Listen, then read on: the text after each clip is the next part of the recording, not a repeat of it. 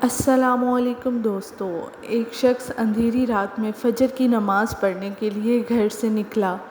اندھیرے کی وجہ سے اسے ٹھوکر لگ گئی اور وہ منہ کے بل کیچڑ میں گر گیا۔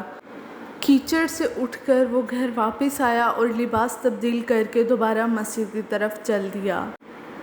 ابھی چند قدم ہی چلا تھا کہ دوبارہ اسے ٹھوکر لگ گئی اور وہ دوبارہ کیچڑ میں گر گیا۔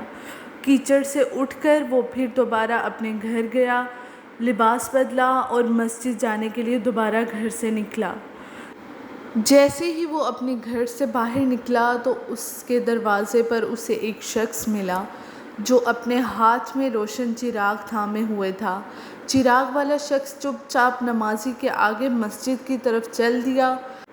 اس مرتبہ چراغ کی روشنی میں نمازی کو مسجد پہنچنے میں کسی دشواری کا سامنا نہیں کرنا پڑا۔ وہ خیریت سے مسجد پہنچ گیا۔ مسجد کے دروازے پر پہنچ کر چراغ والا شخص رک گیا۔ نمازی اسے چھوڑ کر مسجد میں داخل ہو گیا اور نماز ادا کرنے لگا۔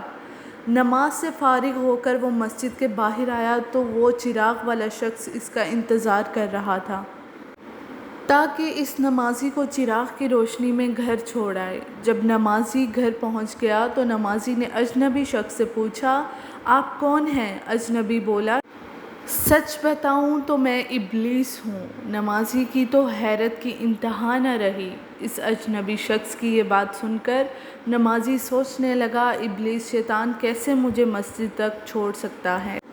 اس کا کام تو لوگوں کو بہکانا ہے۔ تو اس شخص نے بڑی حیرت کے ساتھ ابلیس سے پوچھا، "تجھے تو میری نماز رہ جانے پر خوش ہونا چاہیے تھا، مگر تم تو چراغ کی روشنی میں مجھے مسجد تک چھوڑنے آئے۔" ابلیس نے جواب دیا کہ جب تمہیں پہلی ٹھوکر لگی اور تم لباس تبدیل کر کے مسجد کی طرف پلٹے تو اللہ تعالیٰ نے تیرے سارے گناہ معاف فرما دیے۔